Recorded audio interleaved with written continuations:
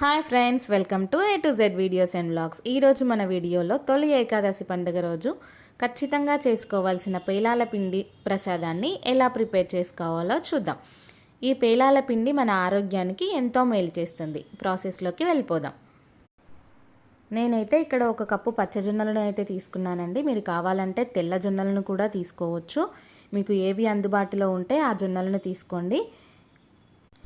ఇప్పుడు స్టవ్ మీద ఒక గిన్నె పెట్టుకొని వాటర్ని అయితే వేడి చేసుకోండి. వాటర్ కొద్దిగా వేడైన తర్వాతకి మనం తీసుకున్న 1 కప్పు జొన్నలని అందులో వేయండి.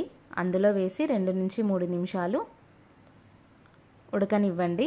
ఇలా జొన్నలని 2 నుంచి 3 నిమిషాలు ఉడికించుకుంటే సరిపోతుందండి. 3 నిమిషాల తర్వాత చూస్తే మనకైతే వాటర్ కలర్ చేంజ్ అవ్వడం చూసామండి. జొన్నలు అయితే మనకి ఉడికిపోయినట్టే. ఇప్పుడు వీటిని మనం ఒక స్ట్రైనర్ సహాయంతో నీటినన్నింటినీ తీసేయండి. నీటిని తీసేసిన జొన్నల మీద కొద్దిగా చల్లటి నీళ్ళనైతే యాడ్ చేసుకోండి. ఇలా చేయడం వల్ల మనకి జొన్న పేలాలు బాగా వస్తాయి. అండ్ ఇప్పుడు వడకట్టిన జొన్నలన్నింటినీ ఒక పొడి క్లాత్ తీసుకొని ఎంత పలుచగా కుదిరితే అంత పలుచగా ఆరబెట్టండి. మీకు ఎంత వీలు కుదిరితే అంత పలుచగా ఆరబెట్టండి. ఈ జొన్నలు అనేవి మనకి 3 నుంచి 4 గంటలు ఆరితే వాటిలోని తేమ అనేది పోయి జొన్న పేలాలు బాగా వస్తాయి. ఇప్పుడు ఒక మందపాటి కడాయిని అయితే తీసుకోండి. అందులో మనం ఆరబెట్టుకున్న జొన్నలను వేసి 2 నుంచి 3 నిమిషాలు హై ఫ్లేమ్ మీద కలుపుతూ ఉండండి. మనకి జొన్న పేలాలు రావడం స్టార్ట్ అవుతుంది. చూడండి, ఇక్కడ మనకి జొన్న పేలాలు అయితే వస్తున్నాయండి. దానిపైన ఒక లిడ్ అయితే ఉంచండి, లేకపోతే ఆ పేలాలన్నీ ఎగిరి ఇంటి నిండా పడిపోతాయి. చూడండి, పేలాలు బాగా వస్తున్నాయి. అండ్ మిగతా జొన్నలని కూడా అలాగే వేయించుకుంటూ పేలాలలాగా ప్రిపేర్ చేసేసుకోండి. చూడండి, ఇక్కడ నేను మూత తీసి చూపిస్తాను. పేలాలు అయితే బాగా వచ్చాయండి. మిగిలిన జొన్నలన్నింటినీ పేలాలలాగా ప్రిపేర్ చేసుకోండి. మేము వీటన్నింటినీ అయితే ఒక ప్లేట్లోకి అయితే తీసేసుకున్నామండి. చూడండి, జొన్న పేలాలు అయితే చాలా బాగా వచ్చాయి. ఇప్పుడు వీటిలో కొన్నింటిని అంటే 1 కప్పు వరకు మిక్సర్ జార్లో అయితే తీసుకున్నామండి. 1 కప్పు పేలాలకి 1 కప్పు బెల్లం అయితే మేము తీసుకున్నామండి.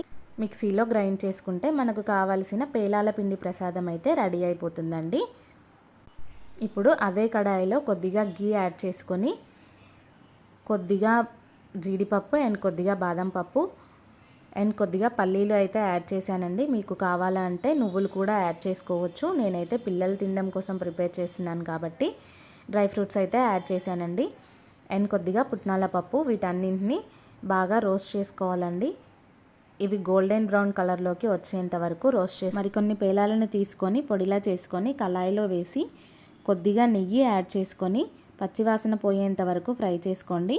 ఇప్పుడు మనం దీన్ని మిక్సర్ జార్లోకి తీసుకొని 1 కప్పు పిండికి 1.5 కప్పు బెల్లం అయితే నేను యాడ్ చేసుకున్నానండి.